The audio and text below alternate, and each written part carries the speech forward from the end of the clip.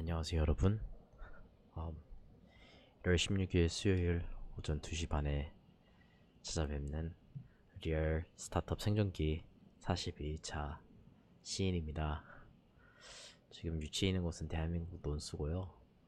논스에서는 아니나 다를까 아직도 많은 사람들이 열심히 이 수요일 새벽에 계속해서 일을 하고 있습니다. 저도 일을 하다가 방송을 좀 일찍 하고 싶었으나 사실 9시부터 12시까지 또 일이 잡혀 있어서 그걸 계속 하다가 방송 시간을 놓치고 이제 그게 끝나고 난 뒤에 다른 업무를 보다가 이렇게 이 시간에 방송을 하고 이제 자려고 합니다. 많은 분들이 곤히 주무시고 계실 것 같고 지금 안 주무시고 계시는 분들이 계시면 꼭 주무셔야 할 것 같은데 모두 잘 지내셨습니까? 네. 오늘 하루에 있었던 일들 몇 가지를 얘기를 하고 그 다음에 저는 이만 물러가도록 하겠습니다. 오늘부로 이제 논스에 입주해 있는 분들을 네, 장경선님 안녕하세요. 안 주무세요? 헐. 네, 오늘 저녁에 저희가 이제 논스에서 들어와 계신 분들 인터뷰를 이제 첫 번째 부분을 좀 많이 마쳤는데 저희가 돌아가면서 1대1로 한 1시간 반 정도 두 명이서 짝을 지어서 인터뷰를 진행을 하고 있어요. 근데 인터뷰를 하면서 느끼는 점이지만 사람마다 너무너무 재밌는 얘기가 많습니다. 바로 옆에 있고 이 사람들과 저희는 같이 먹고 자고 일하고 이러는데도 사람에 대해서 알지 못하는 경우가 참 많아요. 그래서 저희도 이제 인터뷰를 했는데 여기서는 양파 같은 사람들도 참 많고 그냥 옆에 살면 당연히 친해지겠지 이렇게 생각하는 거는 크나큰 오산 같았어요. 들어와 있는 사람들 중에서 유니크한 사람들도 너무 많고 뭔가 이 사람들과 함께라면 미래를 바꿀 수 있을 것 같은 그런 느낌이 정말로 팍팍 듭니다. 뭔가 되게 희망을 가지게 하는 그런 사람들과 살고 있고 되게 주도적이고 또 어제도 말씀드렸지만 저희가 우리는 이런 거를 믿는다라고 생각을 하고 당연히 이럴 거라고 생각을 했는데 알고 보니까 실제로 그러지 않은 경우도 많고 해서 겸손하게 저희가 믿어왔던 것들 그런 것들을 하나하나씩 다시 처음부터 시작을 하고 있는 그런 느낌이 듭니다.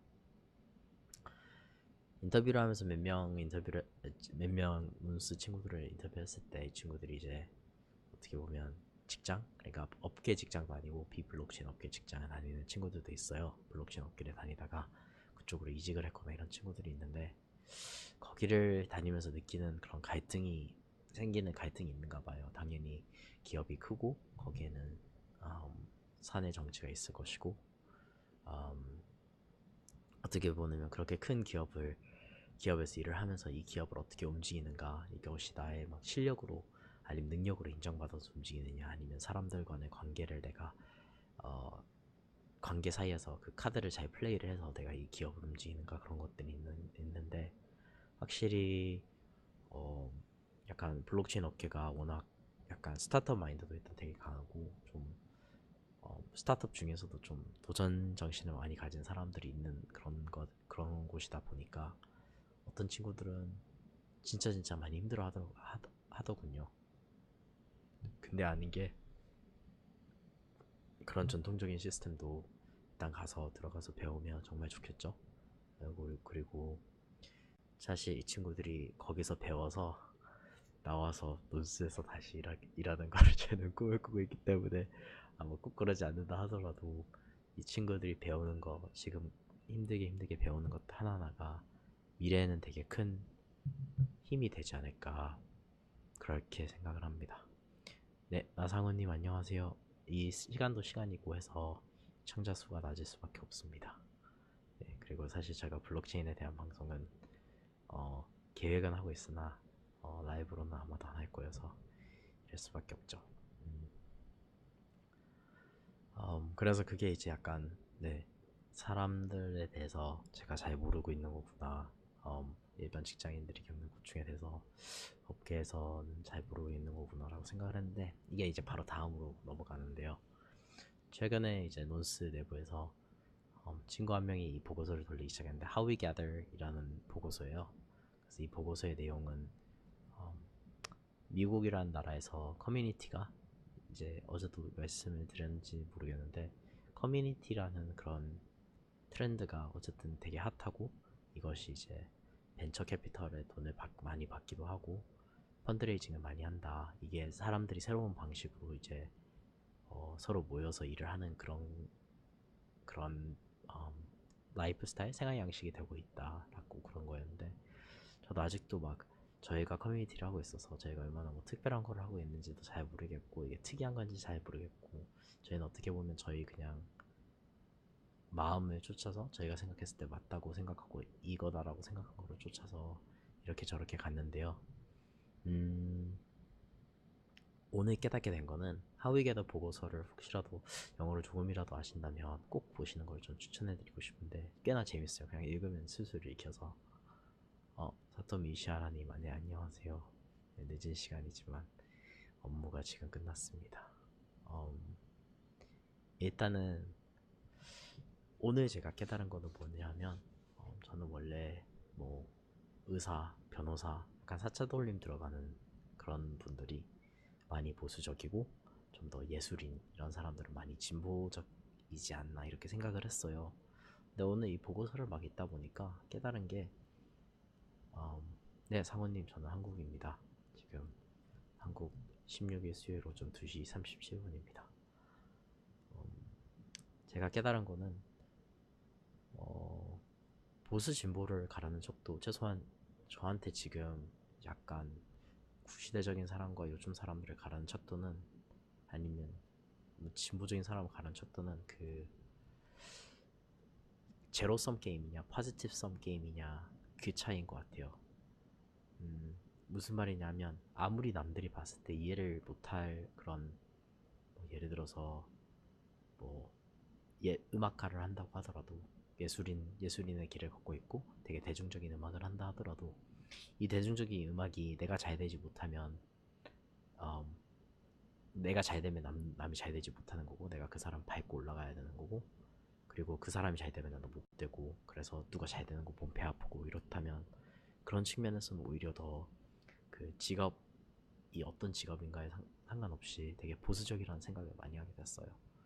음, 물론 저희가 가지고 있는 자원은 제한적이긴 하지만 사실 제한적이라고 해서 밥 몇 끼 굶어 본 사람이 얼마나 우리나라에서 옛날에 대비해서 몇 명이 될지는 사실 현저히 적은 건 사실이잖아요. 그래서 음, 힘들어하는 사람이 없다라는 말은 아닌데, 근데 파지티브 썸과 네게티브 그 제로 썸 이거 두 개가 사람들의 마인드셋을 정말 많이 바꾼다고 요즘에 최근 들어서 진짜 많이 느끼고 있고, 오늘도 그 일반 직장을 출퇴근하면서 느끼는 그 친구가 느끼는 갈등, 막 동료들이랑 느끼는 갈등이나 상사와 느끼는 갈등도 제로섬 게임으로 생각하는 사람들 주변에 있다 보니까 그런 갈등이 있는 걸로 봐서 좀 일단 최소한 이 보고서에서 하는 말은 그러니까 밀레니얼들 2015년 기준으로 뭐 34살, 20살부터 34살 때까지 35살까지 왔다 갔다 하시는 그런 분들을 다 밀레니얼이라고 하는데 저도 이제 거기에 포함이 되거든요. 근데 밀레니얼들의 특징 중에서 하나가 그 어떻게 보면 제로섬 게임을 좀 덜 믿는다는 거 본인들이 경험해온 삶은 제로섬 게임이 아니기 때문에 그런 얘기를 했습니다. 그래서 이 사람들은 이제 새로운 경험을 추구하고 새로운 경험을 찾아요. 저희 같은 사람들도 주변에 보면 막 소유, 근데 물론 막 건물주가 되고 싶고 이런 건 있지만 그렇지만 음식, 막 맛집 이런 거를 찾는 이유도 어떻게 보면 새로운 경험을 추구하는 건데 음, 대한민국이 어떤가를 한번 생각을 해봤어요. 네, 상우님, 저희가요 시인을 할 때는 제가 그날마다 제가 어, 최근에 이제 스타트업을 하면서 제가 느끼는 거를 어, 얘기를 합니다. 아랫부분에 그 해시태그로 적혀져 있고 그다음에 제가 말씀드리는 보고서도 거기 적혀 있어서 한번 읽어보시면 좋을 것 같습니다. 그런데 우리나라를 봤을 때는 분명히 여기서는 이제 도시나 이런 데서 사람들이 느끼는 외로움이 있고 해외에서는 그래서 그것 때문에 사람들이 커뮤니티로 점점 더 뭉치고 있는데 우리나라나 일본이나 이런 거를 봤을 때는 우리나라가 항상 일본보다 뭐 10년 뒤처진다 그러잖아요. 그래서 최근에는 뭐 일본에서는 소유도 없고 소비도 안 하고 연애도 안 하고 결혼 당연히 더더욱 안 하는 그런 일본 청년들에 대한 그런 얘기가 나왔는데 근데 만약 우리가 10년 이후에 이런 일이 우리나라에서 일어난다고 하면 기술의 발전이나 아니면 우리가 사회적으로 이해하는 이런 것들이 좀 많이 바뀌어져 있어서 다른 양상이 될 수 있지 않을까라는 생각을 하긴 했어요. 음, 오히려 전 세계적으로 이제 같은 동향이라고 했을 때 이 동향들이 좀 동시다발적으로 일어나지 않나 그런 생각을 하게 되는데 어, 우리나라 같은 경우는 지금 제가 깨달은 건 아까 말씀드렸던 약간 그런 커뮤니티적인 움직임이 음, 커뮤니티적인 움직임에 막 씨앗이 보이긴 해요. 그래서 좀 사람들이 대기업에 있는 것보다는 좀 새로운 거를 추구하고 이런 것도 있으면서 약간의 그 옛날 우리나라의 그런 마인드와 지금 우리나라 약간 90년대 우리나라 뭐든지 공부 잘하고 대학 좋은 대학 가면 성공할 수 있다 그런 생각과 내가 그렇게 해봤는데 이건 좀 아니지 않느냐 나는 좀 더 경험이나 그런 거를 더 추구하겠다 이게 좀 합쳐져서 저희가 이 전환을 하는 시기인 것 같아요. 참고로 뭐 시청하고 계시는 분들 누구든지 저한테 이게 이해가 안 되면 꼭 물어봐 주시기 바랍니다. 그럼 제가 최대한 설명을 어, 드리려고 노력을 하겠습니다. 어, 그래서 이거에 뭐 하위계도 거기 보면 나오는 10가지 형태의 그런 음, 커뮤니티들이 있어요. 근데 그 중에서 하나가 약간 크로스핏도 있거든요. 크로스핏이나 막 요가나 이런 것들이 있는데 크로스핏만 보더라도 우리나라에서 그냥 운동하는 친구들 이렇게 생각을 하는데 크로스핏 저도 대학 때 정말 열심히 하는 친구들을 많이 봤고 거의 이 친구들에게는 종교 의식 수준이에요. 종교예요. 그래서 뭐 배우자도 크로스핏에서 만나고 친구들도 크로스핏에서 만나고 크로스핏에 애기 데려가가지고 애들도 막 거기서 놀고 있고 집을 구할 때 그 크로스핏 박스라고 하는데 그 짐이죠. 크로스핏 할 수 있는 그 공간. 근데 그 박스 옆에 일부러 집을 구하고 막 이런 것이 있어서 사람들이 점점 더 모이고 있는데 네 언제든지 질문하시면 됩니다. 음, 그런데 우리나라 같은 경우는 그런 사람들이 점점 모이는 것보다는 따로따로 나눠져서 본인의 외로움을 억누르는 게 좀 더 제가 봤을 때 좀 많이 일어나고 있지 않나 이런 생각을 좀 하게 됩니다. 우리나라의 그런 독립적인 그런 커뮤니티가 얼마나 많은지는 잘 모르겠는데 좀 아까 말씀드렸듯이 그 과거와 미래가 좀 합쳐져 있는 것 같긴 하거든요. 음, 그러면서 그냥 강성현님 안녕하세요. 제가 우려되는 바가 중에서 하나는 음, 제가 다르기 위해서 다르고 싶지 않다는 저희가 넌스가 다르기 위해서 다르고 싶지 않다는 생각을 진짜 많이 했어요. 저도 제가 나온 대학은 한 95%에서 99% 백인이었고 미국에서 네 번째로 비싼 대학이었고 등록비가 이러다 보니까 거기에선 그 네 번째 비싼 등록비를 한 푼 한 푼 다 본인이 내거나 아니면 본인 부모님이 내거나 이런 식으로 대학을 다닐 수 있었고 또 인문학이었기 때문에 사실 이 대학을 졸업한다고 해서 좋은 직장을 가지는 건 아닌데 이제 백인 부모들이 어쨌든 그런 거에 좀 더 많이 열려 있죠. 그래서 이런 친구들을 보면서 저도 이제 좀 저는 친구들이 대부분 유색인종 친구들이 많았고 꼭 아시아인은 아니었지만 그렇기 때문에 좀 현실 감각이 많이 떨어지는 친구들이 대학교를 많이 다니고 있다고 생각을 했어요. 그리고 그 친구들은 튀고 싶어서 튄다 이렇게 생각을 했는데 제가 바라는 바는 논스에 있는 친구들도 뭔가 도전적이고 진취적이고 이런 친구들이 있는데요. 그리고 되게 힘든 상황에 있는 친구도 있고 극과 극의 사람들이 두 종류의 사람들이 있어요. 근데 우리가 튀고 싶어서 튄다, 다르고 싶어서 다른다, 혹은 뭐 암호화폐로 돈 좀 번 부자 친구들, 약간 여유 어렸을 때 돈 맛을 봐서 이렇게 크게 벌려서 노는 친구들이라고는 안 보였으면 좋겠다는 그런 생각을 정말 정말 정말 강하게 오늘 하위계도 보고서를 읽으면서 하게 됐습니다. 그래서 우리는 뭐 이유 없는 반항은 아니고 이유도 있고, 저희가 제시하고 싶은 해결책도 있는데, 네, 예진님 안녕하세요. 그런 해결책도 있는데 저희가 그냥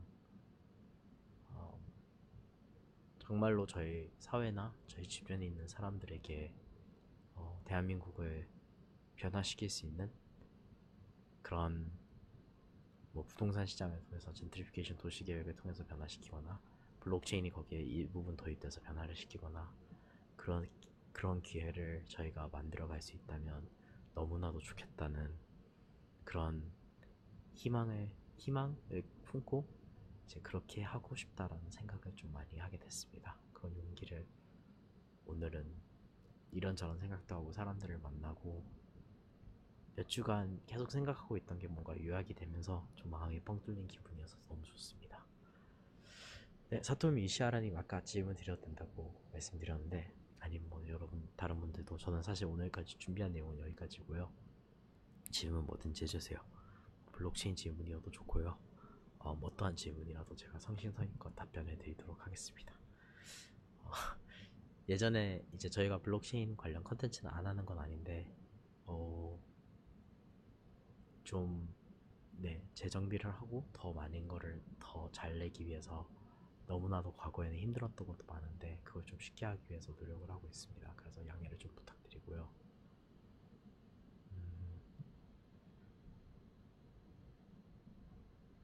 네.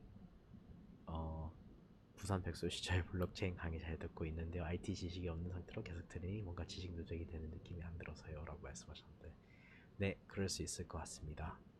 네, 사실 저희 방송이 워낙 힘들어서 지금 고민하는 것 중에서 하나는 과거 방송들 하나하나 돌아가면서 IT 지식이 없는 사람도 들었을 때 좀 이해가 되고 도움이 될 수 있는 걸 만들고 싶습니다.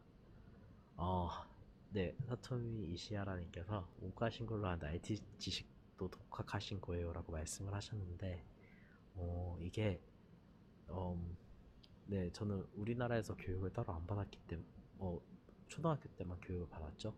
근데 그 이후에는 안 받았기 때문에, 저가 받은 교육에서는 저희는 막 문과 이과를 따로 나눈 적이 없어요.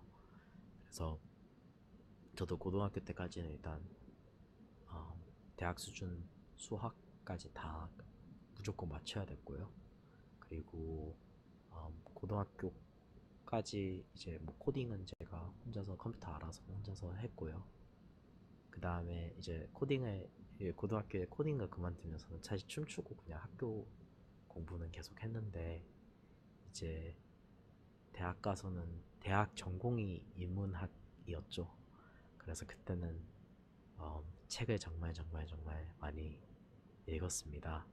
그래서 어째서 어떻게 보면 혼자서 그냥 검색해서 뭔가를 배우는 거, 이런 거에 많이 익숙해 있고, 지금도 뭐 금융에 관한 지식이 필요하다라고 하면 금융에 대해서 책 읽어서 거기서 또 배워가지고 사용 접목해보고 써보고, 그 다음에 뭐, 네, 분산 시스템에 대해서 잘 이해가 안 된다라고 하면 그렇게 하고, 뭐 철학에 대해서 이건 또 철학에 대해서 제가 알아서 읽고, 제가 뭔가 축적된 전문 지식이 있는 게 아니고 그때그때마다 필요한 걸 찾아서 그거를 공부하는 거 공부하는 거고요. 그래서 네, 그때그때마다 필요에 따라서 독학을 합니다. 어떻게 제 답변이 도움이 되셨나요?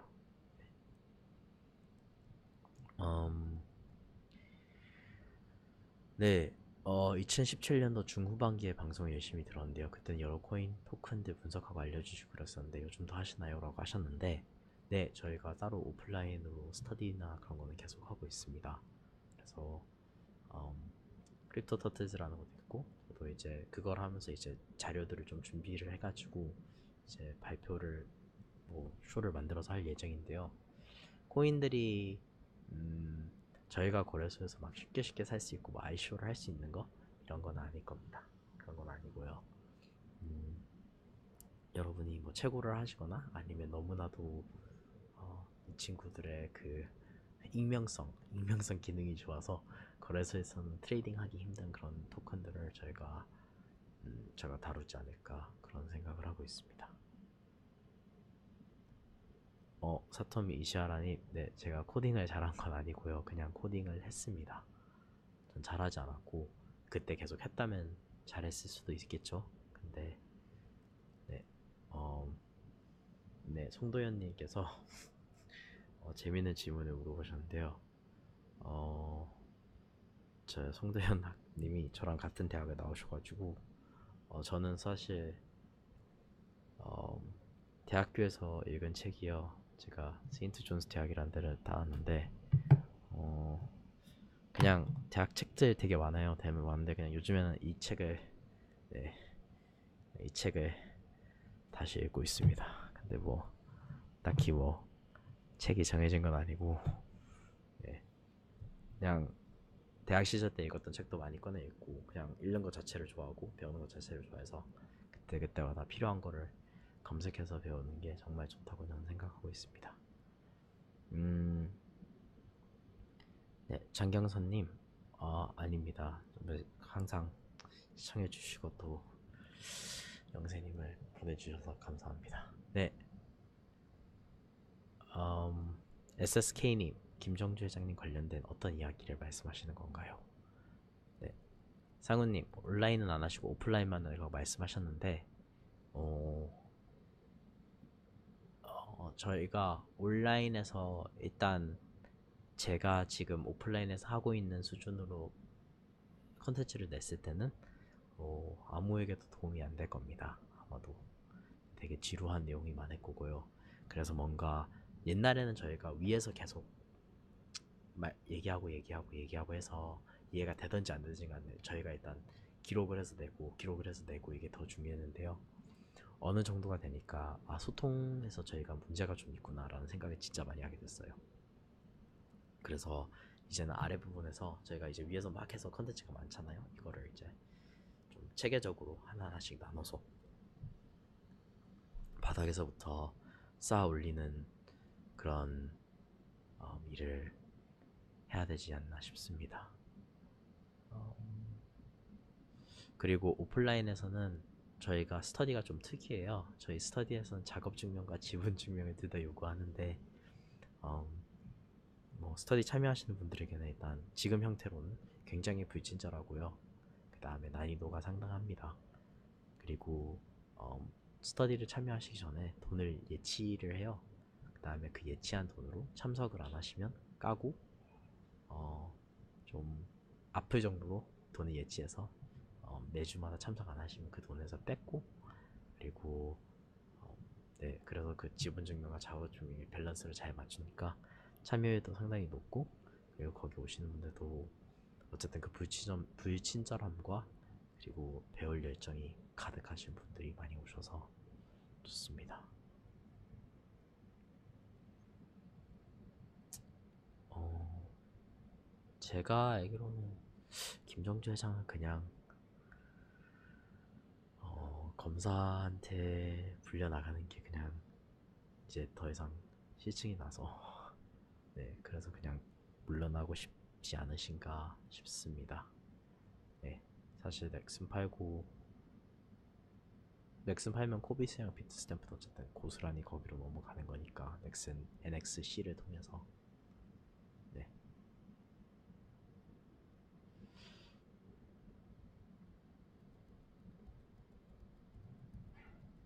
네. 제가 사토미님 말씀처럼 저도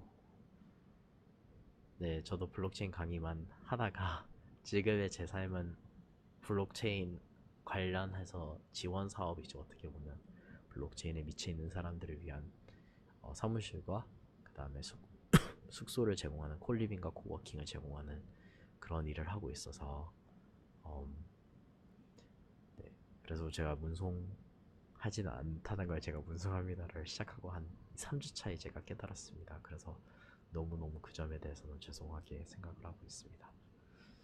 조만간 논스가 새로운 교육 프로그램들을 시작합니다. 온라인과 오프라인과 사람들에게 오픈되어 있는 그런 것들을 시작을 하는데, 그때쯤 돼서는 어, 온라인으로도 컨텐츠를 많이 찾으실 수 있을 것 같고요. 그다음에 오프라인으로도 본인의 눈높이에 맞는 그런 컨텐츠를 보실 수 있지 않을까 그런 생각이 듭니다. 알겠습니다. 그리고 마지막으로 몇 개 질문에 답변하겠습니다. 이게 아까 송도현님께서 저한테 따로 이메일을 한번 보내주셨는데요. 제가 그거에 대해서 답변해 드린다고 해서 이걸 통해서 답변해 드리도록 하겠습니다. 잠시만요.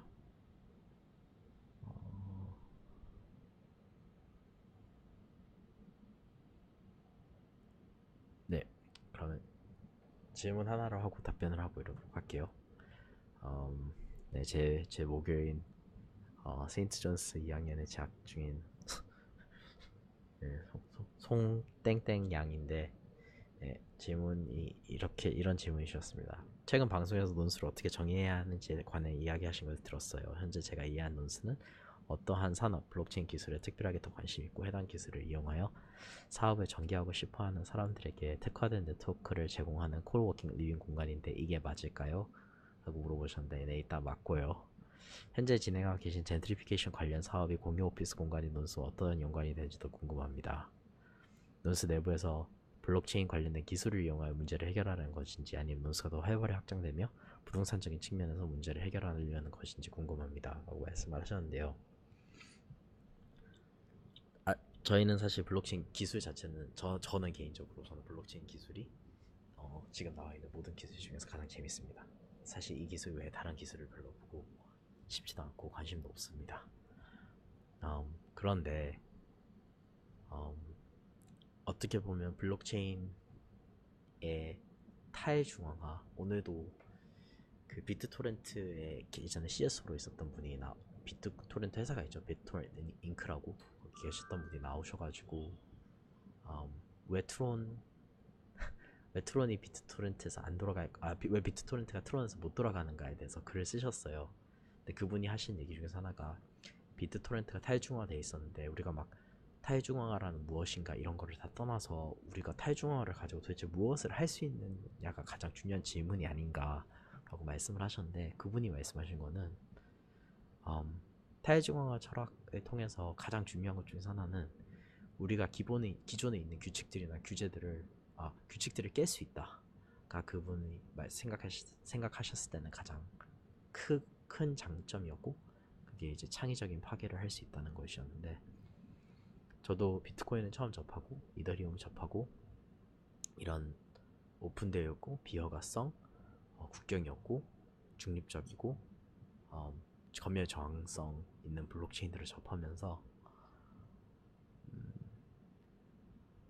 저의 철학적으로 아니면 세상에 있는 것들에 대해서 도전을 할 수 있겠다라는 아이디어를 정말 정말 많이 줬어요. 그래서 뭐 저희의 계획을 그냥 이렇게 말씀을 드리자면, 부동산은 주로 세 개의 플레이어들이 있습니다. 항상 개발자가 있고 브로커들이 있고, 그 다음에 여기 세 번째는 오퍼레이터들이 있어요. 개발자들은 부동산을 개발하는 업체들, 돈이 많은 사람이겠죠. 브로커는 이 사이에서 파는 사람들, 세 번째는 이 개발된 곳에 사람들이 들어왔을 때 이걸 운영하는 사람들. 그러니까 굳이 말하자면 뭐 힐턴이라고 생각하시면 돼요. 힐턴은 운영에 되게 두각을 띄어내는 그런 사람들이죠, 호텔적인 측면에서. 그런데 부동산 시장의 역사를 본다면 항상 그 시대에, 지금 시대에, 현 시대에 가장 뛰어난 브로커들, 빌딩을 가장 잘 채우고 가장 판매를 잘한 사람이 다음 시대에 가장 위대한 부동산 개발자가 됩니다. 그래서 저희가 생각하는 건 뭐냐면, 저희가 공유 하우스나 그런 코워킹 콜 리빙 공간으로 저희가 넘어가잖아요. 그래서 공유 경제로 넘어가려고 하는 찰나에 있는데, 공유 경제에서 브로커를 제일 잘한다는 건 어떤 의미일까? 공유 경제에서는 어떤 식으로 세일즈를 해야지 가장 잘할까? 라는 의문점이 사람들이 가지고 있어요. 그래서 저희는 그것에 대해서 해답을 저희가 생각한 거는 컨텐츠다. 결국에는 컨텐츠로 사람들 모아서 가장 위대한 부동산 브로커가 되면 몇십 년 이후에는 우리가 부동산 개발자가 될 수 있다. 아니면 우리가 어쨌든 이 세 명 사이에서는 가장 강력한 힘을 발휘할 수 있다가 저희가 이제 내린 결론이고요. 그래서 공유 오피스, 공유 하우스 공간인 논스를 저희가 잘 채우는 거, 브로커가 되는 거, 최고의 브로커가 되는 거가 어떻게 보면 저희에게는 부동산 개발을 통해서 부동산 개발을 통해서 그 다음에 부동산을 개발하면서 여기서 혁신적인 인센티브 시스템, 기존에 보지 못했던 인센티브 시스템을 도입을 하면서 젠트리피케이션 문제를 해결할 수 있는 그런 방법이 아닌가 싶습니다. 혹시라도 이게 어떤 경제적인 근거를 가지고 있는지 알고 싶으시다면 레디컬 마켓이라는 책이 있어요. 글렌 웨일이라는 요즘에 굉장히 젊은 경제학자가 쓴 책인데 그거를 꼭꼭 한번 읽어보시면 좋을 것 같습니다. 여기에는 블록체인 기술이 들어갈 수도 있고요, 안 들어갈 수도 있어요. 하지만 저희에게 그거는 그닥 중요하진 않은 것 같습니다. 네, 기술이 적절하다면 블록체인 기술을 쓰는 것이고 안 그러면 안 써도 되고, 블록체인 기술이 막 빛과번쩍한 블록체인 기술이 필요할 수도 있는 거고, 아니면 지금 현재 나와 있는 블록체인 기술로도 충분히 될 수도 있고, 거기는 규제적인 것도 있고 이런 것도 있는데 저희가 기다려봐야 하는 것 같습니다. 두 번째는 제가 논스를 맡기게 했다면 앞으로 논스는 다른 코워킹 스페이스와 비교해서 어떻게 발전할 수 있는지, 지향점은 무엇인지도 궁금해요. 최근 커뮤니티 관련해서 말씀하셨는데, 그런 미래는 논스는 산업이 비슷한 사람들끼리, 관심 분야가 비슷한 사람들끼리 모여 일을 할 수 있는 공간을 만드는 부동산 사업이 될 수도 있을까요? 라고 하셨는데, 일단 저희는 코워킹은 일단 피가 터지게 사람들이 싸우고 있기 때문에 이거 되게 단순한 건데요. 테라노에 지금 가보시면 코워킹 공간들이 정말 많습니다. 위워크도 있고요. 이번에 롯데 워크플렉스도 들어왔고요. 그 다음에 패스트 5는 당연히 아실 거고, 그 다음에 LG 플래그원 등등등, 드림 플러스도 있고, 대기업들이 뛰어든 것도 있고, 돈 많은 이제 스타트업들이 뛰어든 것도 있는데, 사실 이 코워킹 스페이스가 하드웨어적으로는 전부 다 똑같아요. 그러니까 기능적으로는 이제 더 이상 차별화가 안 나요. 그냥 좋고 나쁘고, 이 규모에서 이 규모 경제에서는 별 의미가 없는 것 같습니다. 그러면 이 코워킹 스페이스와 하드웨어적으로 차이가 날 수 없다면 소프트웨어적으로 차이가 나야 되는데, 그 소프트웨어는 저희는 컨텐츠고, 컨텐츠를 통해서 사람을 모으는 것이라고 저희는 생각을 합니다. 그게 저희의 차별화된 점이겠죠. 그리고 돈을 내면 누구든지 받아준다 보다는 우리가 여기서 추구하는 경험, 사람들에게 추구하는 가치, 사람들이 여기 와서 느끼는 감정, 느낌, 이게 더 중요한 거고, 이것을 어느 정도 수치화시켜서 반영을 시키고 싶어 합니다. 미래 산업이 비슷한 사람들끼리, 관심 분야가 비슷한 사람끼리 모여 일을 할 수 있는 공간은 공간 하나로는 별 의미는 없는 것 같고요. 저희는 도시계획, 이렇게 사람들이 모여 살 수 있는, 네, 맞습니다. 성도현님께서 말씀하신 게 맞는데요. 저희는 국가가 못하는 거는 저희가 더 잘해야 한다고 생각을 합니다. 그래서 국가가 도시 개발을 못한다면, 민간 쪽에서 도시 개발을 더 잘할 수 있다면 그런 걸 해야 한다고 믿고요.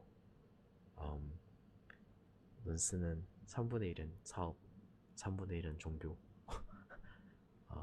3분의 1은 정치라고 생각을 하거든요. 그래서 아마도 고전 그리스에서, 그리고 끊임없이 서양 철학에서 계속 나오는 국가, 이런 것에 대해서 저희는 좀 많이 심취를 해 있죠. 네. 저는 아시는 분은 아시겠지만 춤을 췄어요. 힙합을 했어요. 근데 그걸 하면서 어렸을 때는 정체성에 대해서 혼란이 너무나도 심했거든요. 왜냐하면 나는 한국인인가 미국인인가 중국인인가 파악이 안 돼서, 나는 부모님이랑 얘기할 때도 단순히 막 세대 차이가 아니라 문화적 차이가 있었고, 저는 제 주변 또래 사람들하고 얘기했을 때도 그냥 문화적 차이가 있었어요. 그 사람들이 경험한 거랑 제가 경험한 거랑 달라서. 근데 재미있는 거는 저는 힙합이라는 어떻게 보면 서브컬처를 직면하면서 그걸 통해서 저의 어, 아이덴티티를 찾은 그런 경우거든요.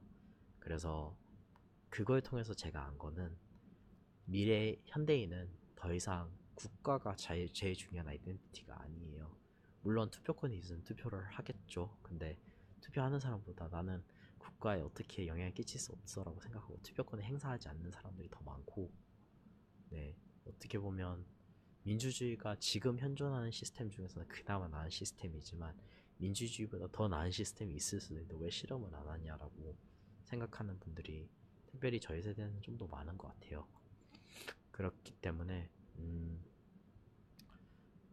국가와 엮여져 있는 나의 뭐 대한민국 시민으로서의 정체성보다는 어, 대한민국 민족으로서의 정체성이 있겠지만 저희에게 사람들에게 오히려 더 중요한 거는 내가 어떤 커뮤니티에 속해 있는가.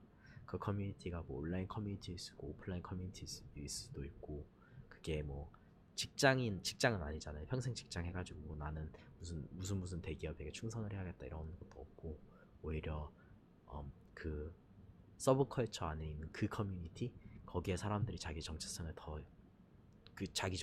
거기 엮여 있다고 생각을 하기 때문에 저희는 어떻게 보면 그런 그 국가를 그런 식으로 해석을 하겠죠. 네, 세 번째 질문인데요. 네, 치현님의 스타트업 영상 얘기를 보면 존이들이 한번 할 법한 생각과 질문이 현실의 문제들이 합쳐서 고민을 하는 과정이라는 느낌이 들어요.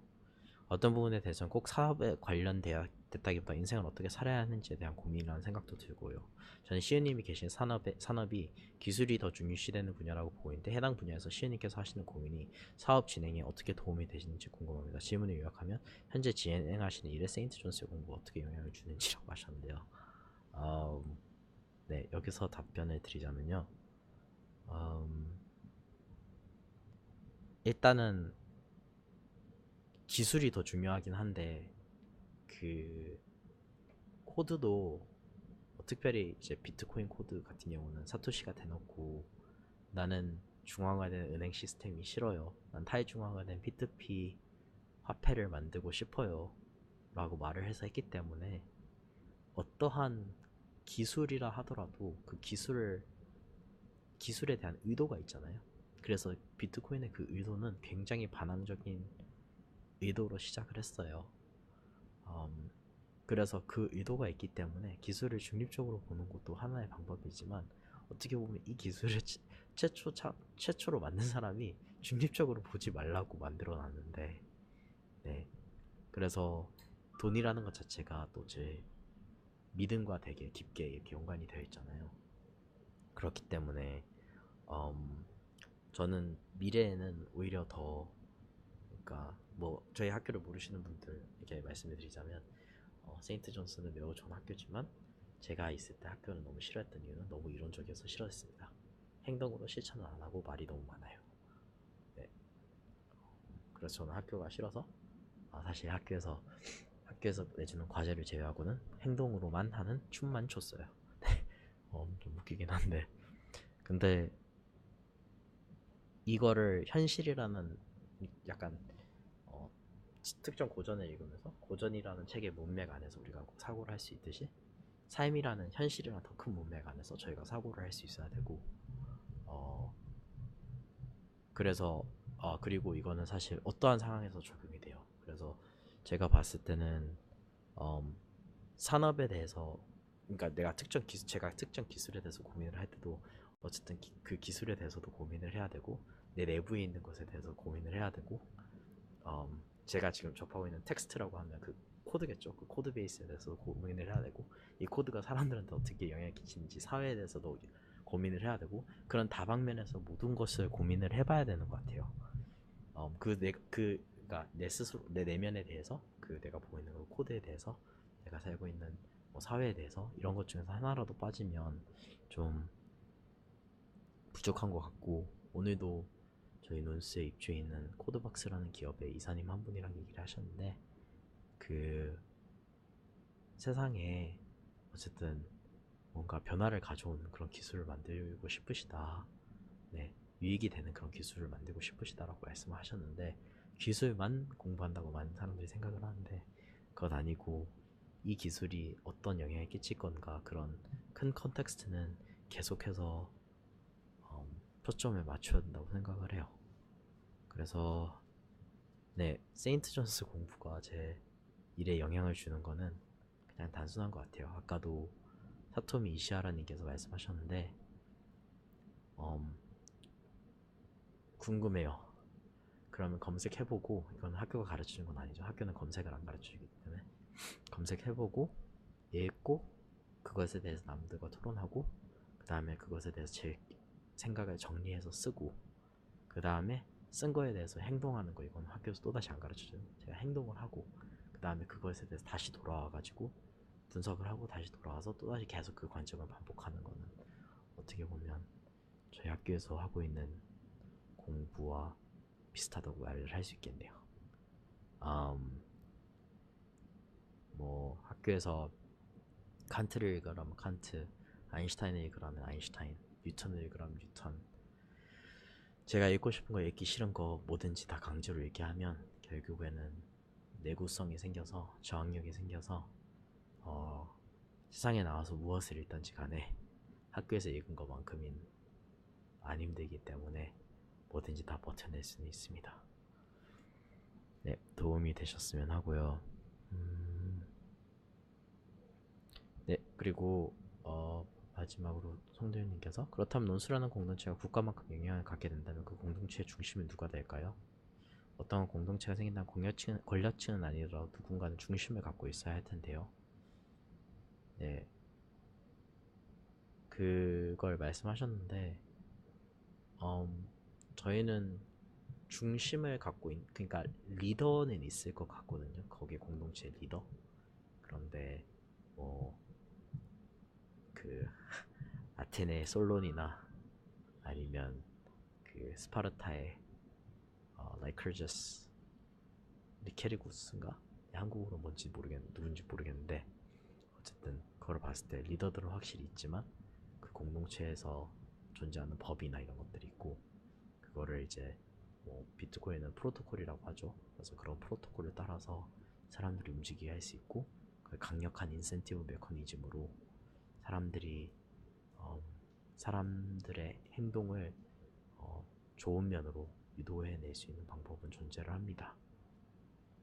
그래서 시스템을 잘 짜는 게 어떻게 보면 진짜 중요한 일인 것 같고요.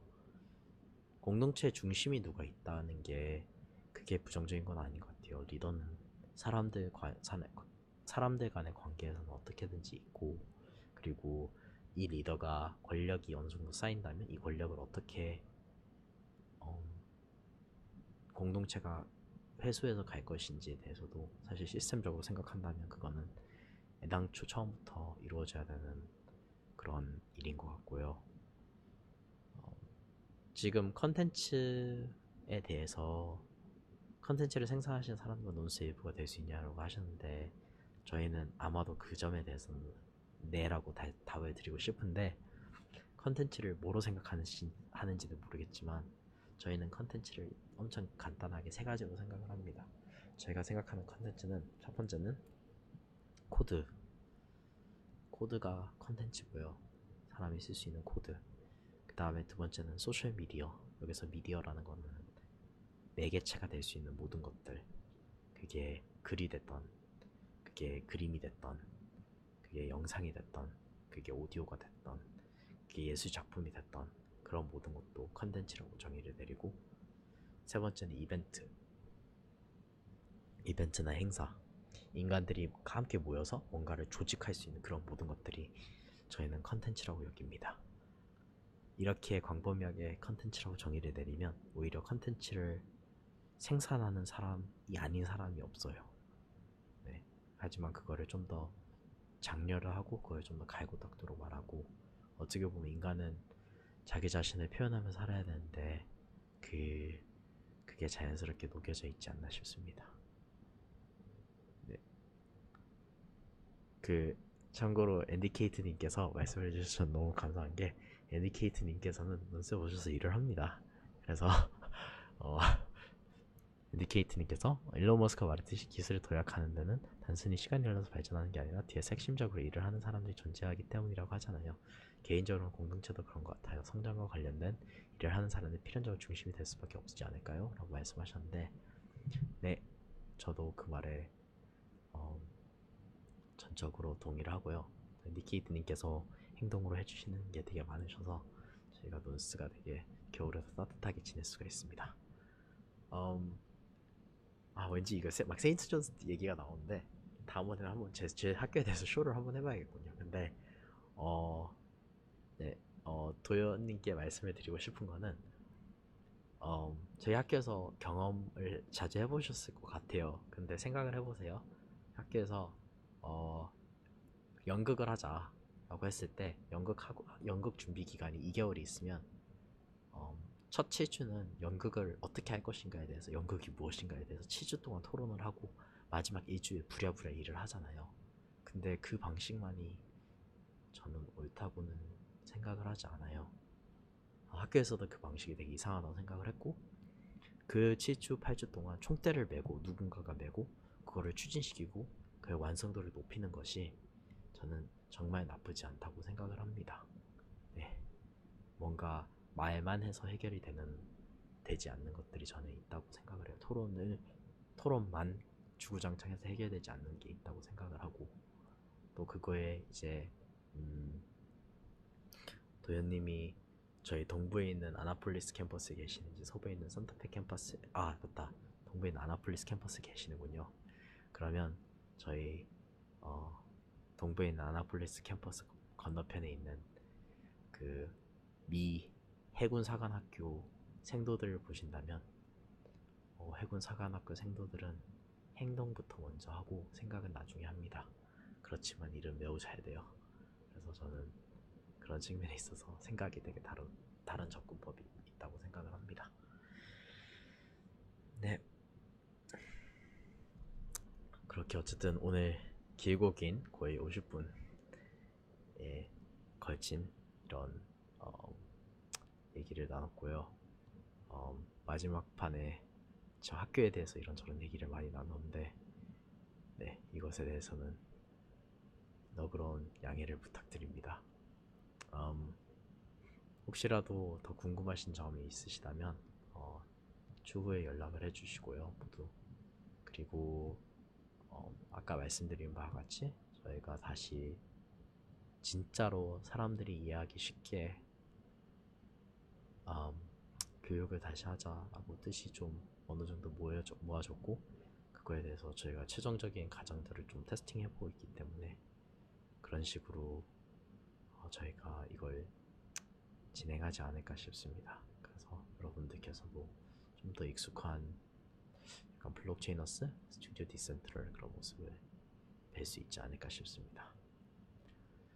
네, 이렇게 시청해주셔서 너무 감사하고요. 저는 이만 자러 가보겠습니다. 여러분들도 모두 일찍 저도 일찍 자야 됩니다. 네, 편히 쉬세요.